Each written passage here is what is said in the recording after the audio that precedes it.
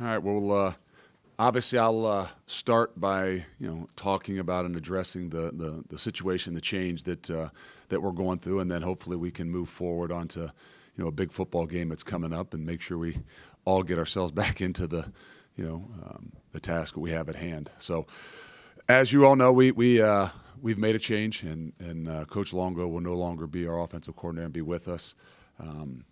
This is not an easy thing. Obviously, you guys all understand that. This is a very tough decision, and it's even one of those things that's incredibly tough, not on everybody involved, but I think first and foremost for Phil and obviously his family too. So, out of respect for them, I probably won't go as deep, but just so you know, on Sunday, I had made a decision to what we needed to do, and then came in, obviously had a conversation with Phil, and pretty much decided that we needed to do it now. And this is never something I ever envisioned doing or wanted to do, and especially doing it when there's still games to be played in a season. But felt like for all involved, and most importantly for our program and the kids in that locker room, what we needed to do right now was to move forward. And that's, like you said, that's not an easy thing. That's a very difficult, that's a very tough thing. It's a unusual situation that everybody's going to have to be able to handle and move forward. But out of respect for Phil, out of respect for his family, just want to say that I appreciate what he has done. He did what I asked him to do when he came here to bring a system. But I think it's just at this point in time that we felt like I felt like it's the chance we got to move forward, and so we're going to do that, and we have, and now getting prepared for Nebraska is the thing that's on our mind. So hopefully we can move a little bit forward and shake off what happened on Saturday night, because hopefully we learned a lesson from a few weeks before that on a hard fought, tough battle night game against Penn State that we didn't bounce back from very well. So we've got a lot of things on our plate right now. Those guys in the locker room got a lot of things on their plate, and we got a job to do, and that's to finish this thing, especially for the seniors. Luke, how much, if at all, did you consider keeping Phil on, given that backup quarterback either started or played meaningful snaps in 12 of his 22 games? Yeah, it's a really tough situation, right? I mean, we've all understand that, and we've seen that. I'm not going to dive as much into it, but I'll just tell you the basic gist, what I told the team. It's not about play calls. It's not about points scored. It's not about touchdowns. It's moving forward with leadership, and that's, to me, what we have to do and why we're doing it right now.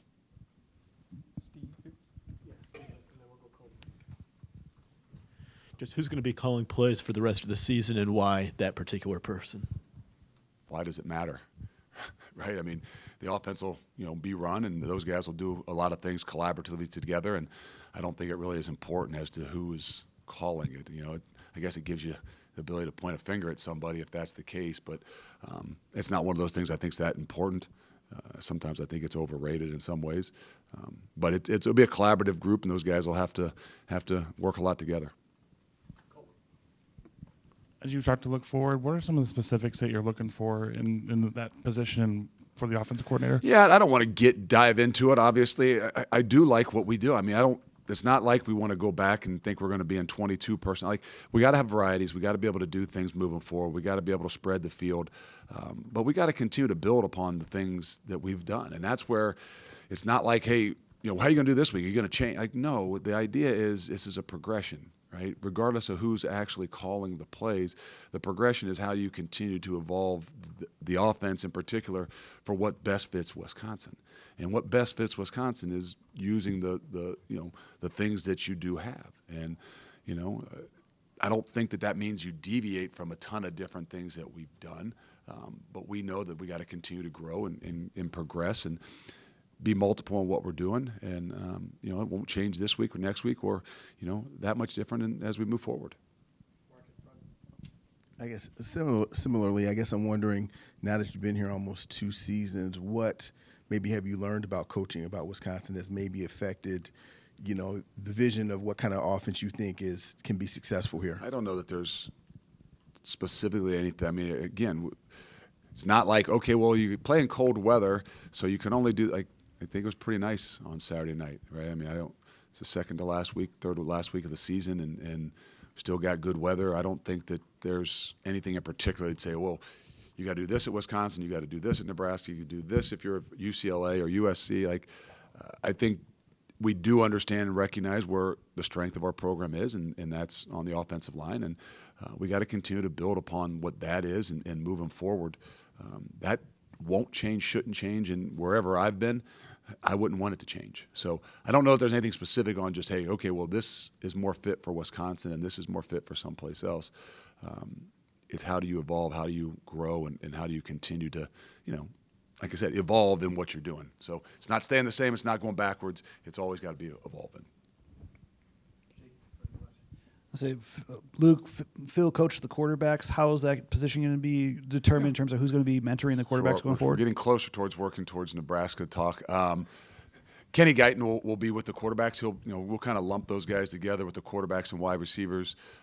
We've got some other guys who'll be able to help in that way too. But it'll be a little bit more of a natural thing where those guys will be together with the quarterbacks and wide receivers. And Kenny Guyton, who obviously has played and coached some quarterbacks, is going to be the guy that's kind of running that room.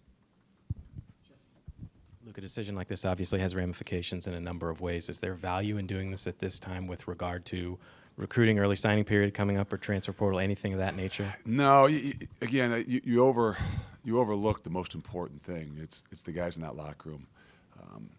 It's the program and things like that. So you hope that those things don't come into the decisions that you're making, right? I said that I had an idea that we were going to go another direction. How soon, how fast were we going to do it? That was not a decision that I had completely made up my mind on Sunday just yet. But felt like whether it was visiting with Phil and things like that this was what we needed to do now. But it doesn't have any bearing like they do with some of the head coaches. Like, well, we got to do this now so that we can get in the recruiting and get in the that's not that doesn't come into the factor. Try to leave it out of the fact, to be honest with you. You think first and foremost about your program, the kids in that locker room, but there's a part of you that thinks about, the guys involved and their families as well. I think this is sort of a Nebraska question, and you not admitting who's going to call plays makes it more difficult, but how do you sell to your players that this is the best chance to get them to win a game on Saturday? I'm not sure what you mean by how do I sell to Well, my players. Because you don't have they a don't lot know of guys who's on calling your the plays? No, you don't have a lot of guys on your staff that have play calling experience. So assuming somebody that's doing it is not. How much homework have we all There's a bunch of guys that have play calling experience. Now, I'm not sure. I got some play calling experience. I did the Offensive. 5th grade, 7th grade, right out of college there for a little while. Sometimes I think we do get it overblown. Like, well, who's the guy calling it? Look, I called it for.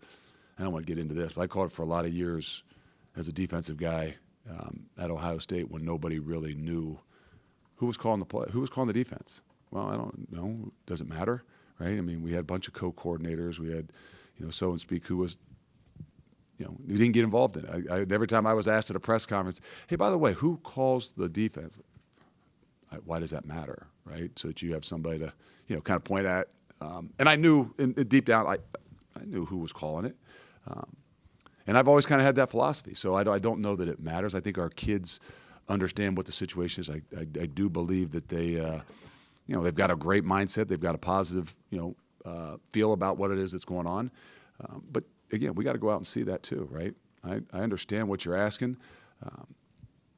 I do think that when you build relationships, guys believe in you, whether you've ever done it before or not, right? Everybody has their own opinions, but the unique thing is it only matters what those guys in that room believe and will go out and do. And so we still got to be able to see that. But that is something that was definitely taken into consideration as we move forward. Do you have a timeline in your mind when you would like to have the new offensive coordinator in place? Is it kind of go back to that recruiting? We play on question? Saturday, and we go to Nebraska, and that's probably the timeline that I'm thinking. This is a Monday. Tuesday's practice is coming up in less than, in 25 hours. So right now, that's where my timeline is. It's Tuesday, Wednesday, Thursday. But don't think I'm not naive to making sure that the program's, the number one thing that's we're making sure that we're taken care of. And so we're going to worry about 2:30 on Saturday right now, and the rest of the timelines will probably just be in the back of my head. Will Braden remain the starting quarterback for Saturday? Yeah, never a doubt. You know, I don't know what else the idea is, right? I mean, like, we all have to, you know, put some pressure on different people. And you know, again, Braden's had a lot on his plate, and he's got to continue to grow and get better, and he knows that. And, you know, we're going to give him a better opportunity to be able to do that. You mentioned you think the players have been pretty positive. In general, do you worry about morale with this group that has tried to get up for a lot of big games, it hasn't happened, and now they have to go through this? No, I don't. I think that sometimes, you know, we overblow what that is. I think the getting over what happened on Saturday night, getting over that gut punch, getting over the emotions of that stuff, that weighs a lot harder and a lot more on it. You know, I do believe that we've always done this thing. I don't care whether it's defense. I don't care if it's me.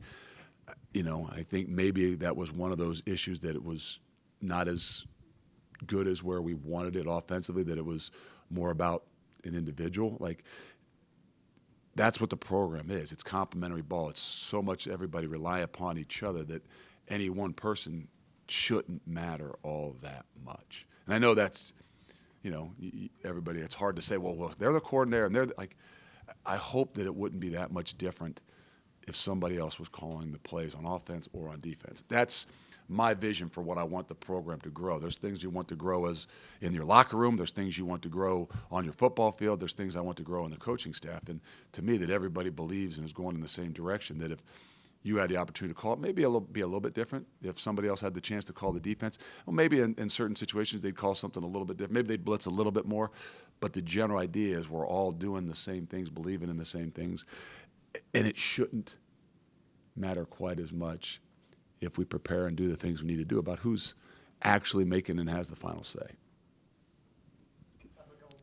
Coach, I know he didn't get credited for the sack on Saturday, I think, but the play that Xavier made against Oregon, where you send him on a corner blitz, and you see oftentimes even the most experienced players will over pursue that and get put on skates. Is that kind of an example of a wild play? I think we said it maybe after the game. It was a very, very disciplined, heads-up, savvy play for a very young kid. And, you know, that's a guy that only played like 7 snaps defensively in the game. And to have one of those be one of those snaps where everybody wants to be the corner blitz, right? There's a lot of times they don't block the corner blitz, so you just pin your ears back and you go, you know, go make a play, right? And you forget about, wow, that's a pretty elusive guy back there. That's a guy that's, you know, as good as there is in the league. And to be able to process all those things in a short amount of time and the amount of plays that he played, it's even more impressive as I go back and watch it. You could cut down your defensive line rotation on Saturday for probably the first time this season. Was that just because of how those guys were playing, or is that something you want to see going forward? Do you have the defensive line rotation? It was Neal, Barton, Hills, and then a little bit of Dillon, and then How many plays, you know? it was like 50 for Hills. Oh, and he like did his 30 for homework. 12. You did. Did you Well, actually? it was- Yeah, that's pretty. The rest of the season has been 6 to 7. Okay. I was just wondering if there was. No, I mean, we want to be able to play 5 and maybe 6. Obviously, the game was the way it was. I could tell you this, that Dylan Johnson played 12 snaps. You're right. You counted him up right. Going back at it, I probably would say I wish maybe he'd played 20, 25. And he is progressing, and he's coming on. He did a really good job. And that's going to give us a better chance, hopefully, to maybe not have Elijah Hills play 50 snaps and Ben Barton play 49. And Kurt Neal play 45. And we need to try to balance that thing out a little bit better. So hopefully we can get Brandon Lane involved a little bit more into that rotation and definitely rely upon Dylan a little bit more as well. But the idea is we want to be able to play 6 guys. We're just probably not there just right now.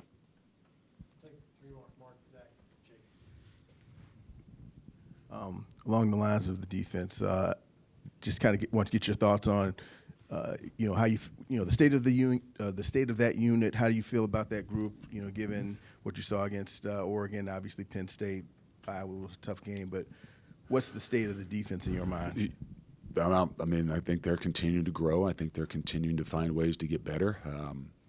You know, I think that what we always tell ourselves is we're not going to pat ourselves on the back. Our job is to outplay the other team's defense, and that's the motivating thing that you got to be able to do. When you play against a great defense on the other side, you know there's that much more of a challenge for you. And so we don't really kind of, with few weeks left in the season, we don't kind of look at the state of the union and where we're at. We just always look at day to day and how do we continue to push our guys to get better.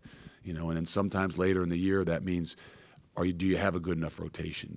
Are you able to, how do you do a Tuesday practice and a Wednesday practice so that your best is on Saturday? And that's where I think we're figuring out what's that best fit for that group of guys as we get into these last few weeks of the season. Luke, with how this played out with Phil, do you have any hesitation moving forward with hiring somebody that you haven't worked with before? We're back to square one. That's not something that I'm worried about right now, to be honest with you. I had a relationship with him. I'm not saying it didn't work. As far as a relationship-wise, it's just, the ability to adapt and do some other things is where we got to make sure we're on the same page. And but that's not something I'm concerned right now with. I haven't been a lot of places. I mean, that's probably the toughest thing, that someone would say that I have in my, being at one place for so long and then being at another place for, amount of time that you were with not a whole lot of turnover in some of those positions. You don't get to work with a lot of people. You don't get to know a lot of people, but I also think that that's what's important to me. And, I can tell you this, it'll be the right one, the right person. I promised I was going to ask a recruiting question because it's 2 weeks out from the early signing period right now. But just even with what's happened this weekend, just what is the messaging for recruits as this early signing period is coming forth? But also now with an offensive coordinator search, what's the message to those that are projected even to play on offense? I don't know if we said an offensive coordinator search, but I think that's the philosophy of the whole program is, do you believe and trust in who we are and what we do? I know it's a little bit more difficult if, you're in a position where you're not sure who your coach is going to be. But a lot of that is the belief in what it is that we're doing as a whole, from the leadership from the very top moving forward. That's why when you ask, are you guys going to be that much different? No, it's going to be a progression, right? It's going to be the opportunity of what we've done in 2 years to continue to grow, offensively and to continue to grow defensively. Who that is and who's in charge, so to speak, it'll be a little bit different. And it's something that we have to address and make sure those guys talk to. But hopefully the way that we've recruited, with everybody having the ability to touch those guys, the ability to make sure they understand who our families are and what we're all about, that changes like this don't put you in a backseat, right? It doesn't change a whole lot, because deep down inside, if people believe in who you are and what you're doing, then they'll have some blind faith that whatever you do moving forward, it'll be a good thing.